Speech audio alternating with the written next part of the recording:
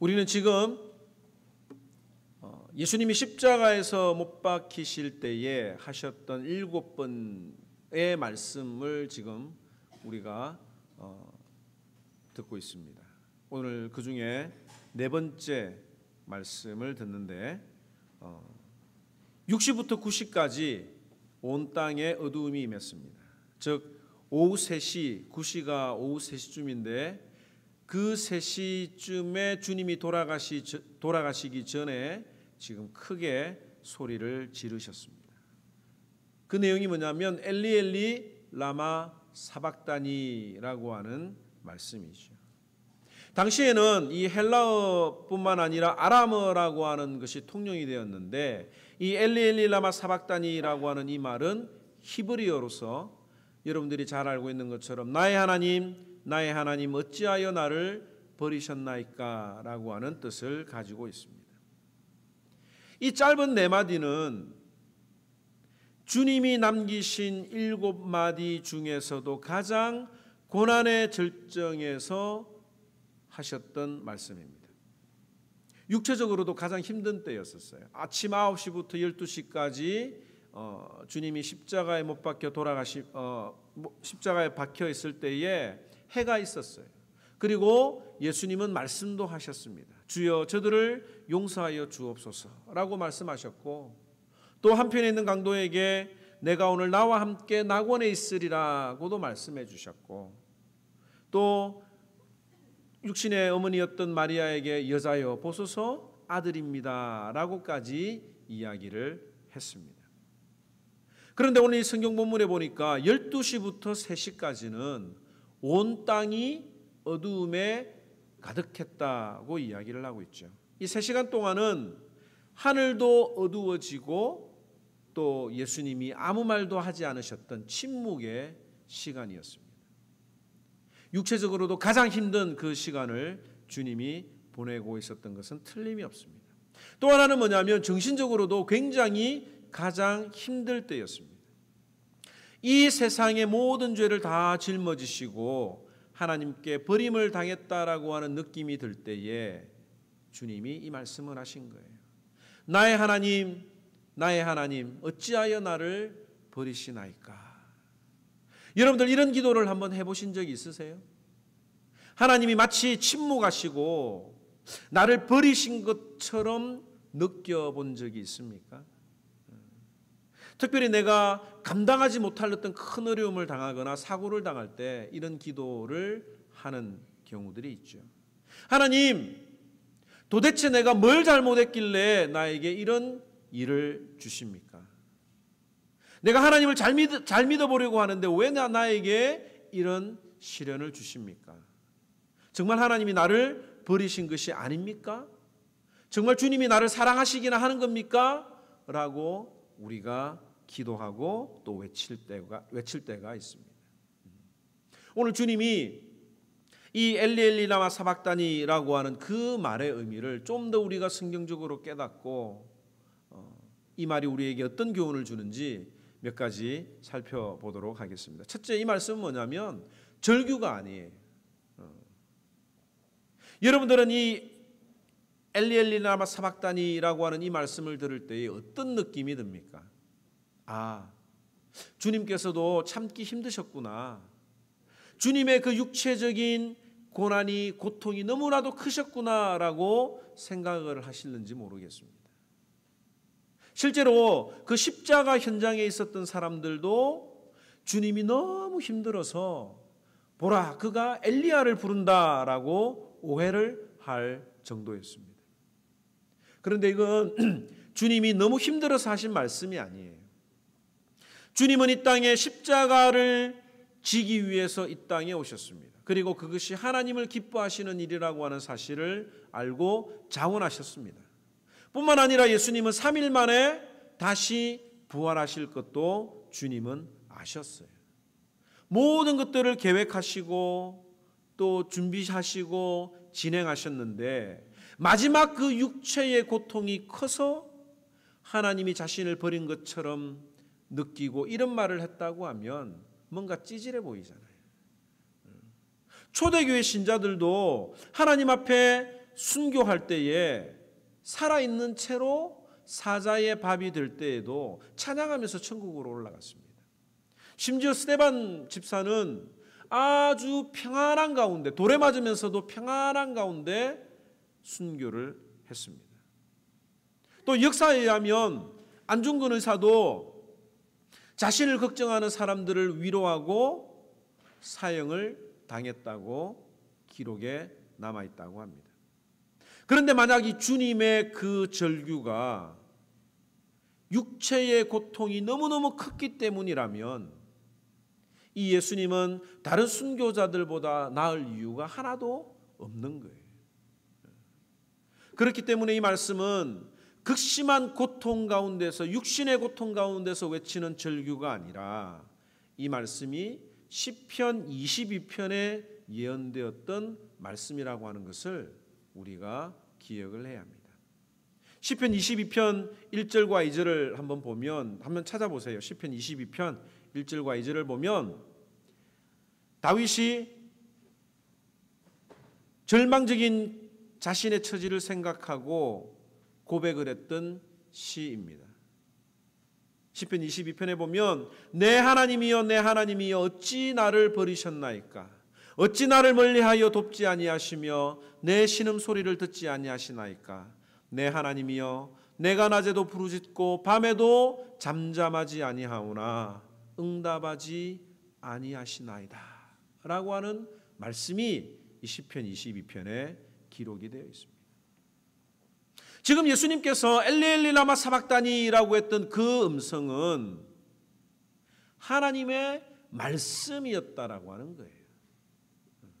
극한 상황 가운데서도, 죽음의 고통 가운데서도 주님의 입에서는 육신의 고통으로 인해서 하나님을 찾고 하나님이 나를 버린 것이라고 생각을 해서 그 이야기를 하신 것이 아니라 말씀을 성취하기 위해서 그 예언의 말씀을 가장 힘든 상황 가운데서도 그 말씀을 하셨다라고 하는 겁니다.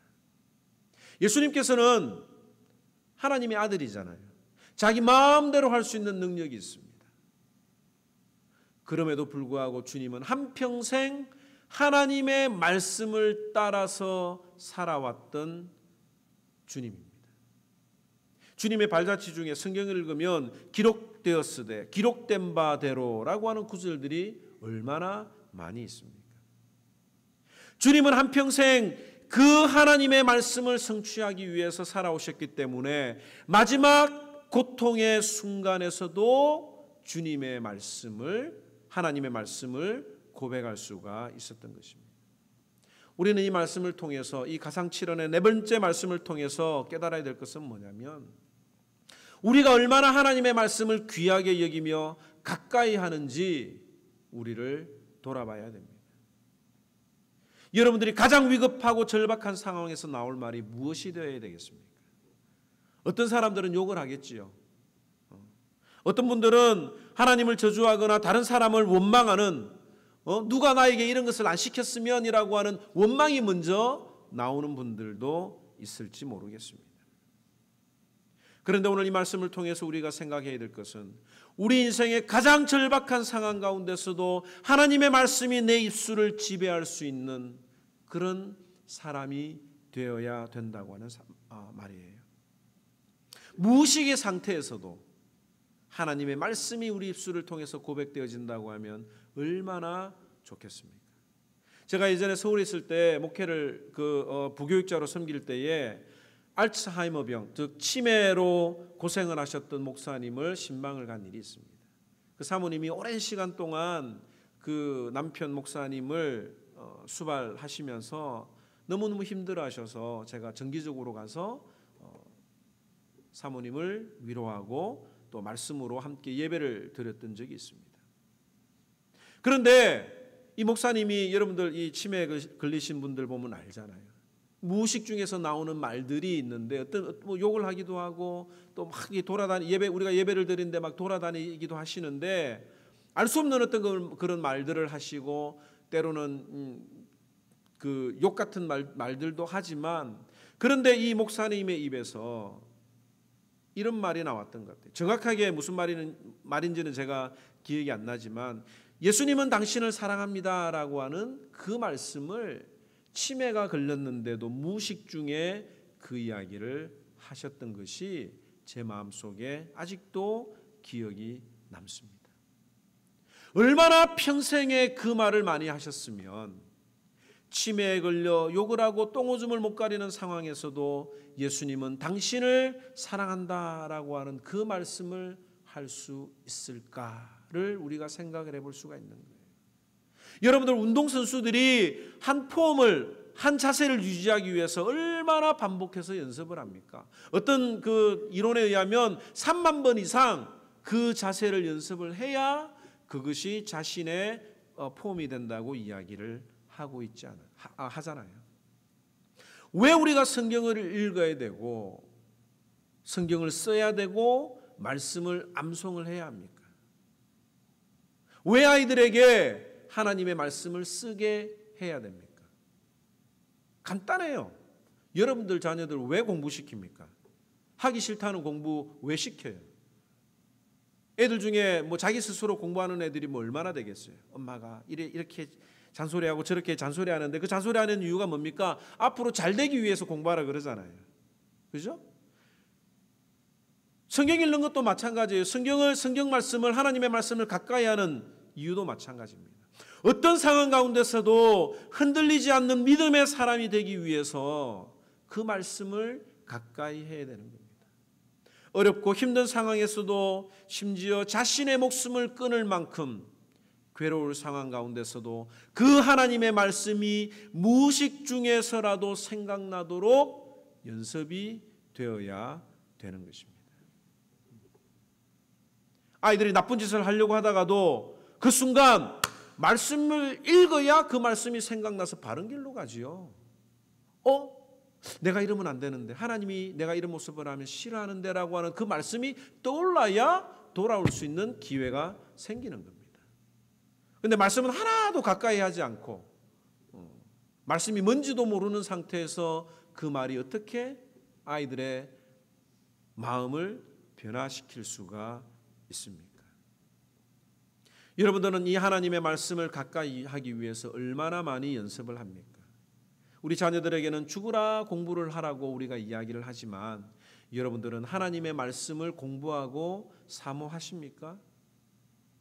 여러분들이 안 한다고 하면 하나님의 말씀을 공부하자고 할 때 다른 어떤 이유를 대면서 자꾸 핑계를 대는 분들이 있어요. 왜 그러느냐? 하나님의 말씀이 귀한 줄 모르기 때문에 그런 겁니다. 하나님의 말씀을 진심으로 존중하지 못하기 때문에 그래요. 목사가 말씀을 전해줘도 그 말씀이 여러분들의 마음을 뚫지 못합니다. 아무리 유명한 목사님이 와서 재밌게 설교를 하고 정말 감동적인 설교를 하더라도 내 마음속에 열린 마음으로 하나님의 말씀을 사모하지 않으면 그 말씀이 들어갈 수가 없는 거예요. 반면에 여러분들이 고통을 당하고 어렵고 괴로울 때 이 아이들이 뜨듬뜨듬 말하는 그 말씀이라도 그 말씀 자체에 힘이 있기 때문에 여러분들이 말씀을 사모하는 마음으로 들으면 그 말씀의 힘을 얻을 수가 있는 겁니다. 말씀을 어떻게 대하고 그 말씀을 듣는 자세부터 차이가 나는 거예요. 여러분들 성경부에 참석 못하시는 분들은 저한테 개인 레슨 받으세요. 제가 밤에라도 가서 개인 성경 공부를 하도록 하겠습니다. 거리에 상관없이 가겠습니다. 왜냐하면 이 성경 말씀을 듣는 것이 예방하는 거예요. 일이 터지고 난 다음에 저한테 이야기를 하면 참 수습하기가 힘들어요. 그런데 말씀을 꾸준하게 듣는 사람들은 그 말씀이 어느 정도 예방이 되기 때문에 오히려 제가 성경 공부하는 것이 더 쉽습니다. 성경 공부 한번 참석해서 우리의 인생이 달라질 수는 없겠지만 성실하게 성경 공부를 하고 지난 분들의 모습을 보면 그 신앙과 인격이 조금씩 자라고 변화되고 있는 것을 제가 뼈저리게 느끼고 있어요. 이 수요일날 성경 공부 오는 이 모습이 얼마나 귀한지 모릅니다. 주님은 마지막 그 순간, 가장 고통스러운 순간에 그 입에서 나온 것이 바로 하나님의 말씀이었다라고 하는 사실을 통해서 우리가 하나님의 말씀을 더욱더 사모하고 나도 그 말씀에 따라 살아가야 되겠다라고 고백하는 저와 여러분들이 되기를 바랍니다. 또 하나 엘리 라마 사박다니라고 하는 이 말씀은 하나님의 진노를 보여주는 말씀이에요. 하나님의 진노가 얼마나 무서운지를 보여주는 말씀입니다. 이 시편 22편에 계속해서 보면 6절에서 19절 말씀에 보면 이렇게 되어 있습니다. 나는 벌레요 사람이 아니라 사람의 비방거리요 백성의 조롱거리니이다. 나를 보는 자들이 다 나를 비웃으며 입술을 삐죽거리고 머리를 흔들며 말하되 그가 여호와께 의탁하니 구원하실걸, 그를 기뻐하시니 건지실걸 하나이다. 오직 주께서 나를 모태에서 나오게 하시고 내 어머니의 젖을 먹을 때에 의지하게 하셨나이다. 내가 날 때부터 주께 맡긴 바 되었고 모태에서 나올 때부터 주는 나의 하나님이 되셨나이다. 많은 황소가 나를 에워싸며 바산의 힘센 소들이 나를 둘러쌌으며 내게 그 입을 벌림이 찢으며 부르짖는 사자 같으니이다. 나는 물같이 쏟아졌으며 내 모든 뼈는 어그러졌으며 내 마음은 밀랍 같아서 내 속에서 녹았으며 내 힘이 말라 질그릇 조각 같고 내 혀가 입천장에 붙었나이다. 주께서 또 나를 죽음의 진토 속에서 두셨나이다. 개들이 나를 에워쌌으며 악한 무리가 나를 둘러 내 수족을 찔렀나이다. 내가 내 모든 뼈를 셀 수 있나이다. 그들이 나를 주목하여 보고 내 겉옷을 나누며 속옷을 제비 뽑나이다. 여호와여 멀리하지 마옵소서. 나의 힘이시여 속히 나를 도우소서. 주님은 늘 하나님과 함께 하셨습니다. 헤롯의 칼날 가운데서도 공생애를 시작하는 가운데서도 하나님과 사람 앞에서 더 사랑스러워져 가셨다라고 이야기를 할 만큼 하나님과 함께 하셨습니다. 그리고 공생애를 시작하는 순간에서도 하나님이 이는 내 사랑하는 아들이요 나의 기뻐하는 자라고 말씀을 하셨습니다. 그런데 지금 이 순간에는 천사도 보이지 않는 거예요. 하늘도 침묵할 뿐만 아니라 해조차도 그 빛을 가리웠습니다. 예수님은 홀로 사망의 언덕 위에 남겨졌고 십자가 주위를 맴도는 마귀들은 자기 마음대로 죽어가는 예수님을 조롱했습니다. 벌레처럼 취급했고 물이 다 쏟아졌고 뼈가 다 어그러졌으며 힘이 말라 질그릇 조각 같고 내 혀가 입천장에 붙었다고 하셨습니다. 개들이 나를 에워싸고 악한 무리들이 내 수족을 찔렀고 내가 내 뼈를 다 헤아릴 만큼 고통스러워 하셨습니다. 왜 하나님은 예수님이 이렇게 고난과 수치를 당하시는데도 가만히 있으셨을까요? 왜 그냥 버려두셨을까요? 이 버려둔다라고 하는 건 하나님이 진노하시는 가장 최고의 표현입니다. 가장 무서운 표현입니다. 여러분들 하나님의 심판 중에서 가장 무서운 게 재물이 사라지는 게 아니에요. 건강을 잃는 게 아닙니다. 우리가 어떤 일을 하다가 사업에 어려움을 당하고 건강에 어려움을 당할 때 하나님이 나를 버리시는구나 라고 생각하는지 모르지만 가장 무서운 하나님의 진노는 그냥 내버려 두는 겁니다. 나와 함께 하지 않는 거예요.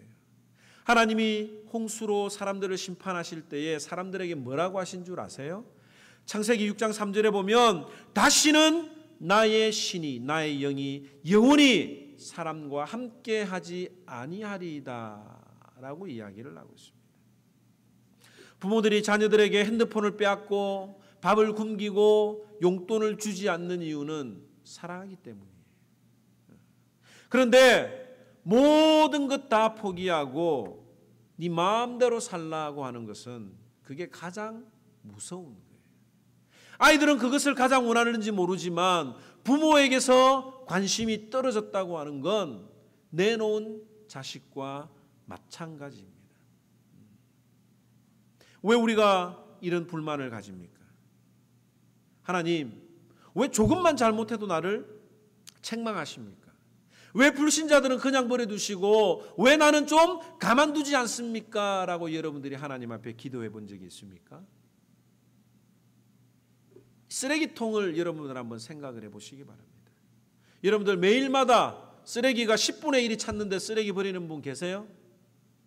결벽증이 아닌 이상 쓰레기는 다 찰 때까지 둡니다. 그죠?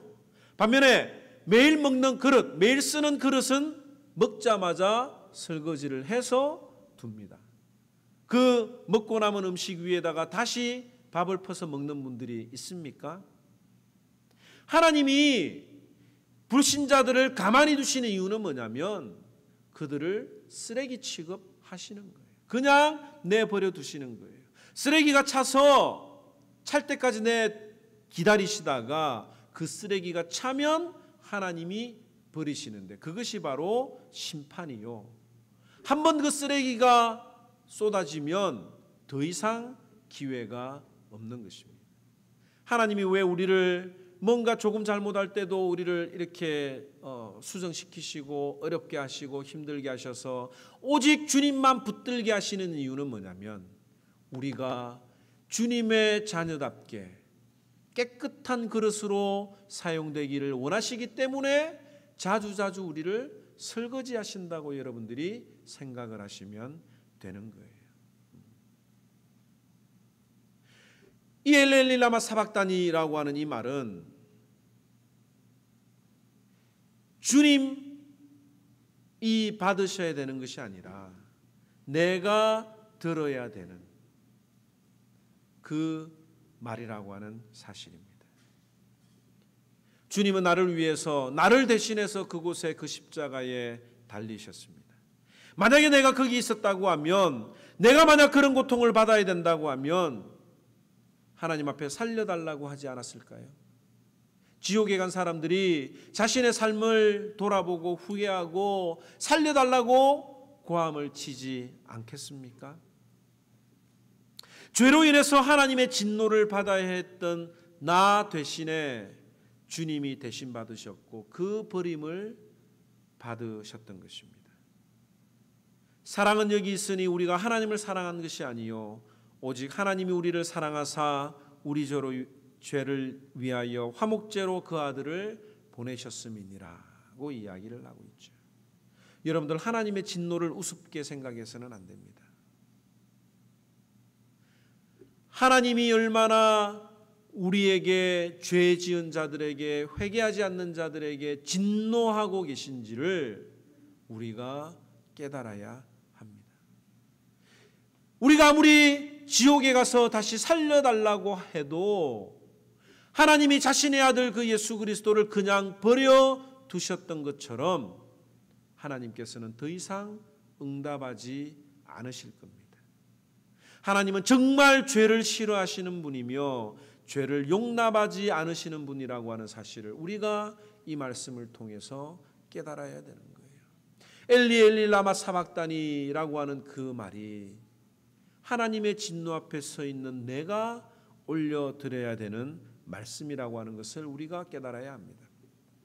마지막으로 한 가지 더 생각할 건 뭐냐면 이 말씀은 자녀들에게만 주시는 말씀이에요. 자녀들에게만 주시는 말씀이에요. 왜 그런 거 아니? 주님은 이 말씀을 하실 때에 십자가 아래에 다른 사람들도 있었다고 이야기를 하고 있잖아요. 그런데 그들은 주님이 엘리야를 부른다고 잘못 알아들었습니다. 또 남은 사람은 어떤 사람들은 그가 엘리야가 와서 저를 구원하나 보자고 말했습니다. 십자가 현장에 있었고 주님의 말씀을 같이 들은 사람이 이 말씀을 오해하고 있다고 하는 게 얼마나 신기한지 몰라요. 우리가 어떤 말을 하면 대부분의 사람은 A라고 받아들이지만 어떤 사람들은 자기 해석이 들어가서 그것을 B라고 해석하는 분들이 있습니다. A라고 아무리 설명을 해도 곧이곧대로 받아들이지 못하는 분들이 간혹 있어요. 마찬가지로 주님이 십자가에서 엘리 엘리 라마 사박다니 하셨던 이 주님의 울부짖음이 내가 받는 하나님의 진노를 대신해서 받는다고 알려주어도 알지 못하는 사람들이 여전히 있다고 하는 사실입니다. 불행하게도 교회 안에 이런 분들이 있을 수가 있어요. 주님은 내 죄를 위해서 엘리 엘리 라마 사박다니 하셨는데 그 십자가 아래에 있는 사람들은 어떤 일을 했습니까? 통으로 짠 주님의 속옷을 나누려고 제비를 뽑았습니다. 영혼의 구원보다는 자신의 이익을 위해서 교회를 찾는 사람들이 오늘날에도 있다고 하는 점이에요. 나의 하나님 어찌하여 나를 버리셨나이까 라고 하는 그 고백이 하나님의 말씀을 들을 때 나와야 되는데 어디 엘리야가 내려오나 보자 라고 기다리는 어리석은 사람들이 우리들 가운데 단 한 사람도 없기를 주님의 이름으로 축원합니다. 그런데 제일 어리석은 사람이 누군지 아세요? 가장 불행한 사람은 하나님이 나를 버리셨는데 하나님이 여전히 나를 사랑하고 있다고 착각하는 분들이에요. 내 죄가 얼마나 심각한지 깨닫지 못하고 하나님의 진노 아래 있는 내 모습에 대해서 심각하게 고민해 보지 않는 사람은 하나님 앞에 버림을 받은 자들입니다. 우리가 값싼 복음이라고 이야기를 하는데 그 하나님의 메시지를 듣고 하나님은 당신을 사랑하십니다. 십자가를 보고 믿음을 고백하기만 하면 당신은 구원을 받습니다. 라고 하는 그 메시지만 듣고 나는 예수 믿었다라고 착각하는 분들이 있어요. 아니에요. 죄 문제를 해결하지 않고서는 하나님과의 관계가 절대로 회복될 수가 없습니다. 하나님은 사랑이십니다. 그러나 그 이전에 하나님은 진노의 하나님이신 것을 우리가 깨달아야 돼요. 죄에 대해서만큼은 하나님이 무서운 진노를 바라신다고 하는 것을 우리가 깨달아야 됩니다. 실제로 하나님은 인간들의 죄를 대속시키시고 십자가에서 무서운 진노를 실제적으로 행하셨어요. 그 집 복음에 속아서 자신의 죄를 철저하게 회개하지 않고 입술로만 하나님을 사랑한다고 고백하는 자들은 자기 자신을 속이는 자들입니다. 이런 사람들은 수술을 해야 되는데 여러분들 검사를 해가지고 어떤 병이 발견이 됐어요. 수술을 해야 낫는다고 하는데 수술은 힘들고 불편하고 돈이 많이 드니까 진통제 한 알만 먹고 낫기를 원하는 환자들이 있습니다. 간단한 거 원하는 거예요. 진통제 한 알로 내 모든 병이 다 깨끗하게 낫기를 원하는 사람은 참으로 어리석은 사람 아닙니까? 의사가 수술해야 된다 그러면 수술을 해야 낫는 거잖아요. 그런데 그 수술이 싫은 거예요. 마찬가지입니다. 우리가 하나님의 말씀으로 진단을 받아야 됩니다. 하나님의 말씀을 통해서 내가 누구인지 깨달아야 됩니다. 그리고 내가 하나님의 진노 아래 놓여 있는 죄인이라고 하는 진단을 받고 회개를 통해서 하나님의 은혜가 없이는 살 수 없다는 간절함으로 예수 그리스도의 십자가에서 흘리신 그 보혈로 말미암아 수술을 받고 수혈을 받아야 합니다. 진실한 회개가 없이 죄에 대한 심각한 고민 없이 구원의 기쁨을 누릴 수 있다고 하는 것은 거짓말입니다. 어떤 자들이 이런 수술을 받을 수 있습니까? 오늘 본문에 보니까 나의 하나님이라고 이야기를 하고 있어요. 하나님은 당신은 나를 버리셨습니다. 내가 하나님의 진노 앞에 벌벌 떨며 서 있어야 될 죄인입니다. 그러나 하나님은 나의 하나님입니다 라고 고백하는 자들이 이런 수술을 받을 수가 있는 거예요. 사랑하는 성도 여러분, 내가 하고 싶은 대로 다 하고 싶습니까?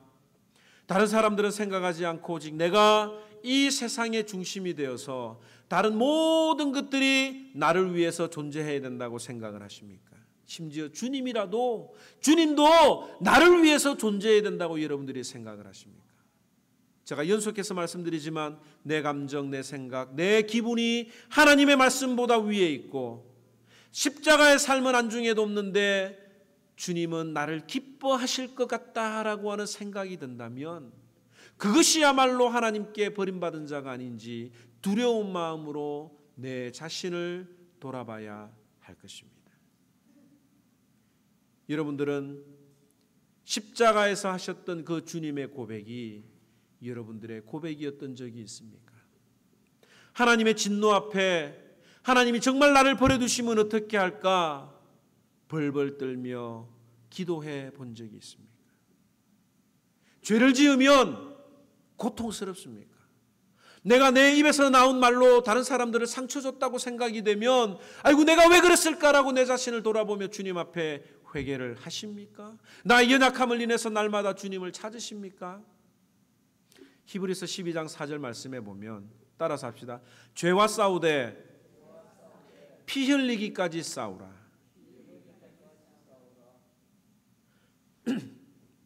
오늘날 우리가 죄를 너무 쉽게 보는 거예요. 죄와 싸우되 피 흘리기까지 싸우라고 하는 주님의 말씀 따라서 내가 죄인입니다. 내가 나의 하나님 어찌하여 나를 버리셨습니까? 라고 하는 그 고백이 날마다 매일마다 내 순간마다 고백되어져야 되는 그런 놀라운 축복들이, 놀라운 은혜들이 내 삶을 온전히 지배하는 저와 여러분들이 되기를 주님의 이름으로 축원합니다. 우리 시간에 하나님 앞에 이 찬양 부르면서 주님 십자가 앞에 나아가기를 원합니다. 그 십자가는 죄인이 아니면 못 들어가는 거예요. 의인이라고 생각되는 사람은 그 십자가 앞에 가도 아무런 효력이 없습니다. 주님, 죄인입니다. 내 말과 내 행동으로 나의 연약함으로 주님 앞에 설 수 없는 연약한 죄인입니다. 주님이 나를 구원해 주셨지만 자주자주 우리가 그 십자가의 사랑을 잊어버리고 살아갑니다. 하나님이 나를 무지 나를 사랑하시고 내가 하나님 앞에 이 정도면 하나님 괜찮지 않습니까? 라고 하는 일들이 얼마나 우리들의 마음속에 많이 있습니까? 그러나 주님이 원하시는 건 하나님, 내가 또 죄인입니다. 내가 할 수 없습니다. 나는 참으로 연약합니다. 그럼에도 나의 하나님을 외치며 담대하게 주님 앞에 나아갑니다 라고 고백하는 자들을 주님이 기뻐하시는 것을 우리가 생각하면서 주님, 죄인인 내가 찬양으로, 말씀으로, 기도함으로 나아가기 원합니다 라고 함께 기도하는 마음으로 찬양하도록 하겠습니다.